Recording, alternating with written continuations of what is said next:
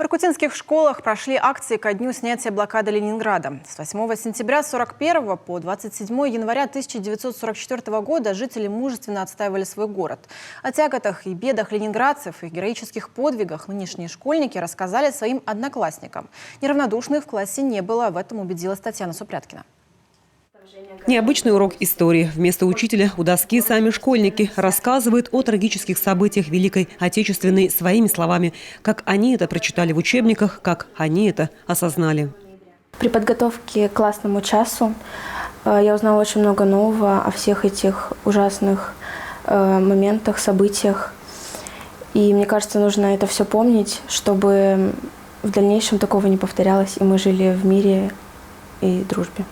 Блокада Ленинграда длилась почти 900 дней. Немецкие войска полностью отрезали город от суши. Транспортное сообщение поддерживалось только по Ладожскому озеру.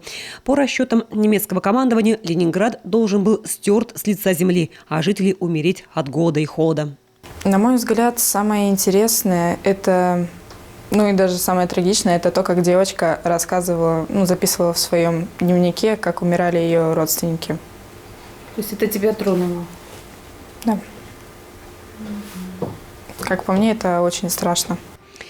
Подобные уроки памяти прошли во многих школах страны. Инициатором акции стало российское движение школьников. В Иркуте педагоги решили дополнить программу еще несколькими акциями. Мы взяли за основу концепцию проведения мероприятия, предложенной российским движением школьников, и дополнили ее содержание еще и Днем памяти, посвященным Дню Холокоста. Это тоже дата, которая заставляет вспомнить о тех лишениях, о тех ужасах войны, которые мы не должны забывать. Уроки памяти пройдут во всех классах города, а пока только для старшеклассников. Те, кто помладше, в эти дни дома, в городе актированные дни.